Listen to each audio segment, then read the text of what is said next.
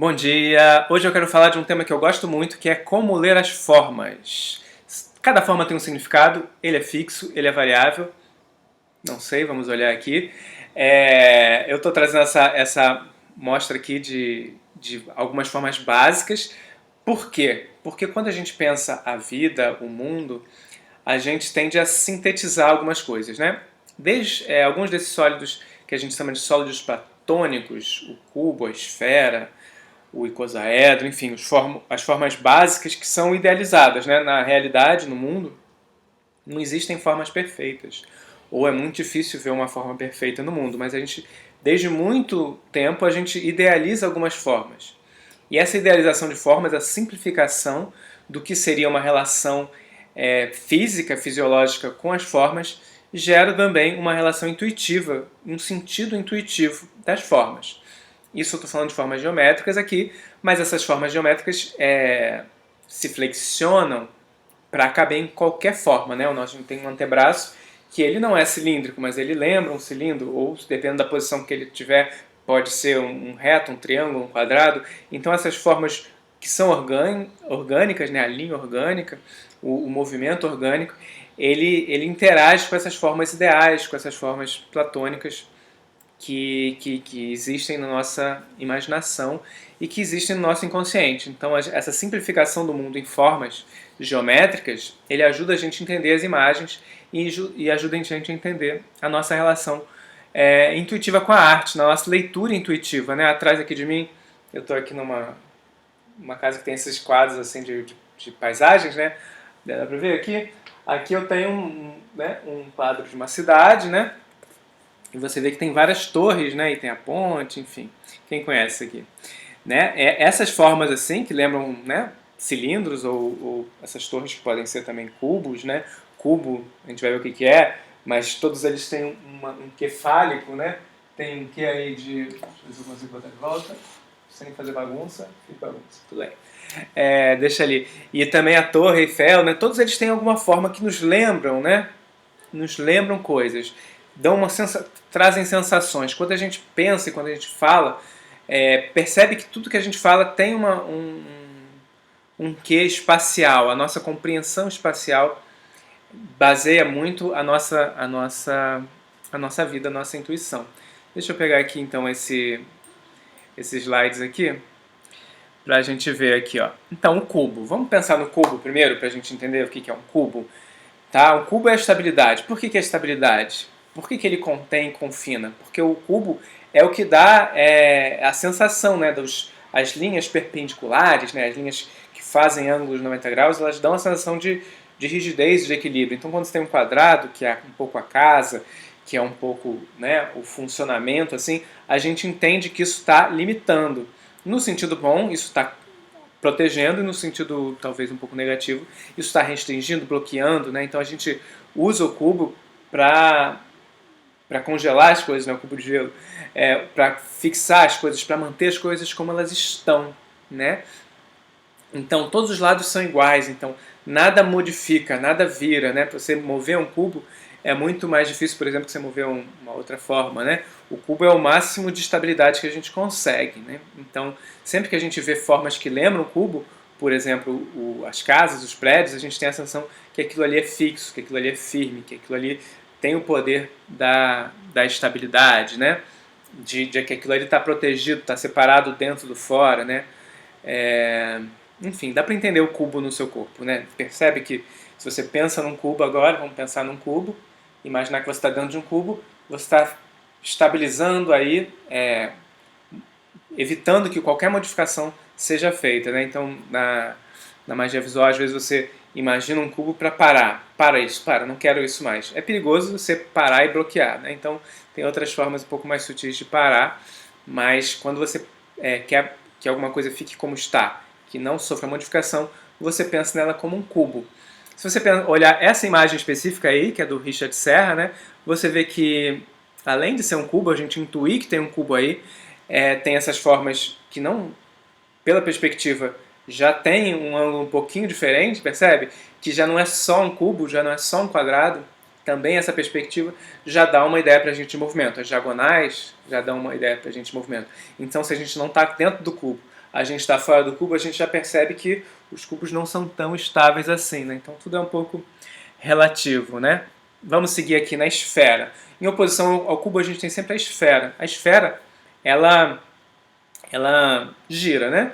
Então ela é o contrário, ela quer que as coisas se movam, que as coisas mudem, né? Então quando você quer que as coisas ganhar energia, por exemplo, você pensa em esferas.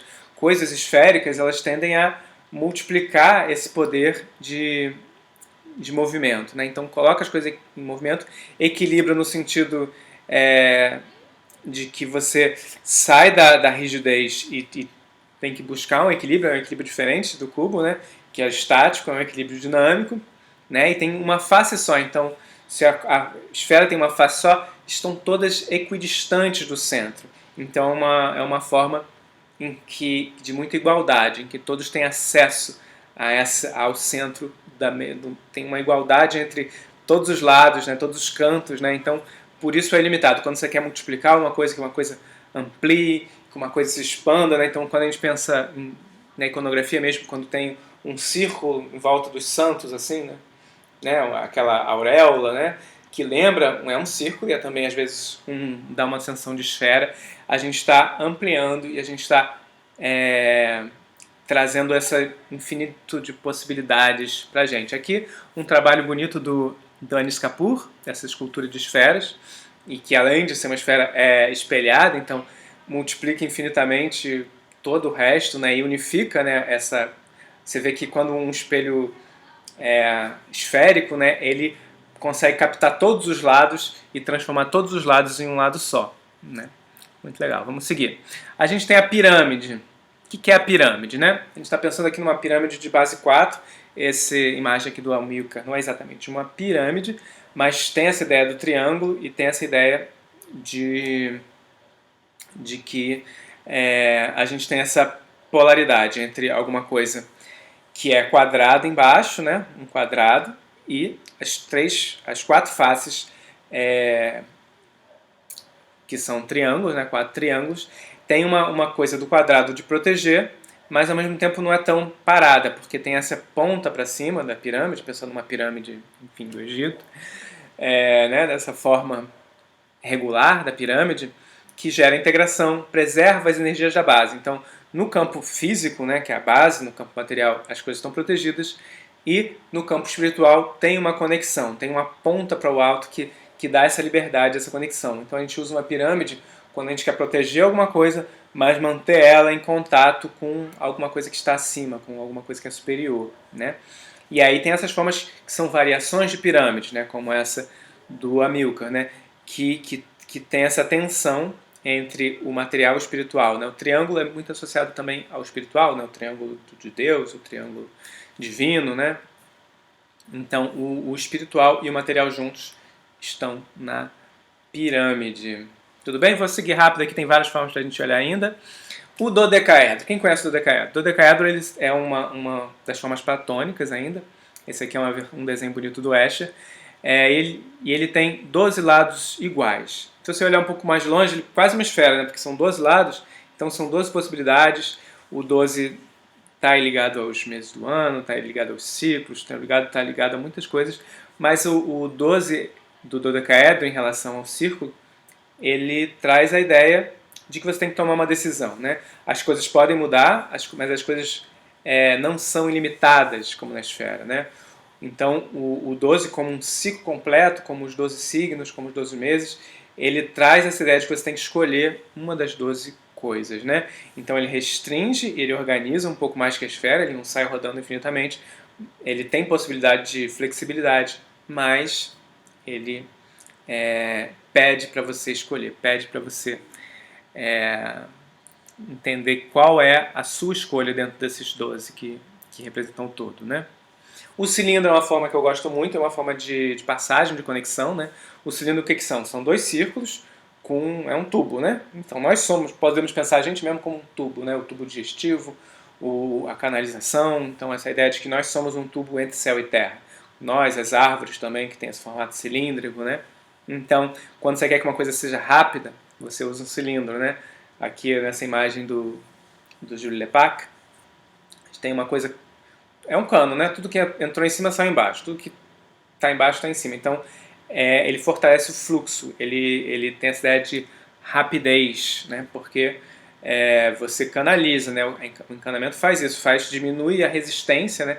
Pensa num rio, pensa num cano. O rio tem as reentrâncias, tem os modos que ele vai mais devagar, as partes que ele vai mais rápido, e no cilindro não, as coisas passam rapidamente, né? Então, o cilindro é uma forma de transição entre outras formas, né? Entre um lago e outro, entre a caixa d'água e a sua torneira, tem o cilindro que canaliza e fortalece esse fluxo, né? Ele ajuda que o fluxo aconteça.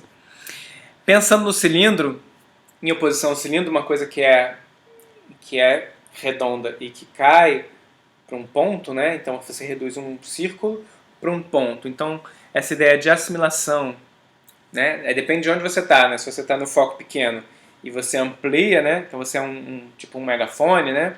É uma coisa. Se você está do outro lado, você foca, né? Então o cone tem essa possibilidade do muito para o pouco, do pouco para o muito, né? Dependendo de onde você está posicionado, né? Você pega a energia e concentra a energia. Então, se você está pensando que você tem muita coisa, você tem que pegar esse funil e, calma aí, devagar, uma coisa de cada vez, né? E se você tem uma coisa importante para falar, você coloca esse funil em você e você quer que isso se expanda e cresça. Então, diferente do cilindro, que o que entra sai, o cone, ele amplifica ou ele sintetiza, dependendo de como você usa o cone, né?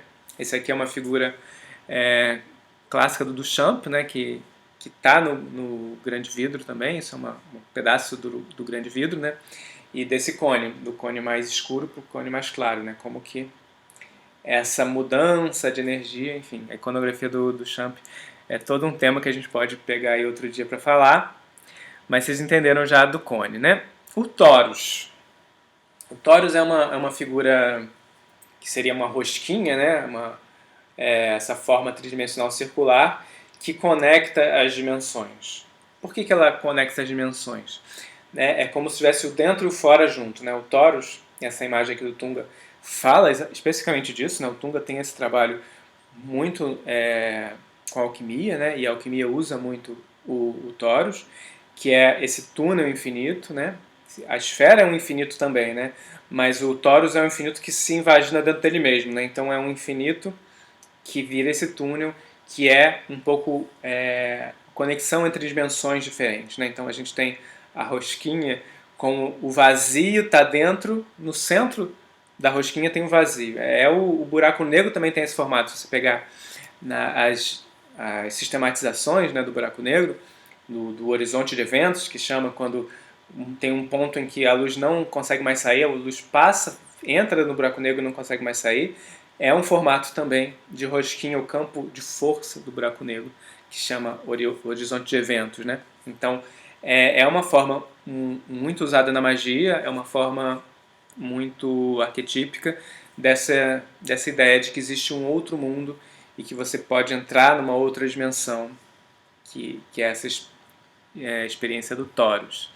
Tá? Eu vou deixar esse maravilhoso, como chama isso, show de slides, no grupo lá, para quem está acompanhando no Telegram ou no WhatsApp. E o curso de férias vai ser só daqui a um tempo, enfim, não é agora. Mas é essa ideia de como que a gente pode, que outras formas também a gente pode sintetizar, né? Eu falei das formas geométricas tridimensionais, as formas bidimensionais a gente também pode ter as mesmas sensações, e sempre em relação, né?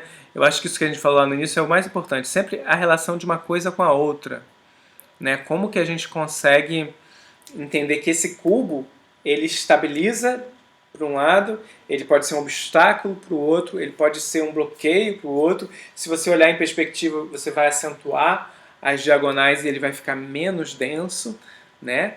E aí, dependendo de relação com o que, as formas elas vão ganhar outros sentidos. Certo? Tudo bem? Vou deixar essa aula que já está maior do que eu imaginava por aqui. E nos próximos dias eu vou publicar outras coisas sobre isso, tá bom? Me diz aqui nos comentários o que você achou. Se você não é inscrito no canal, se inscreve. E a gente se vê em breve. Até já!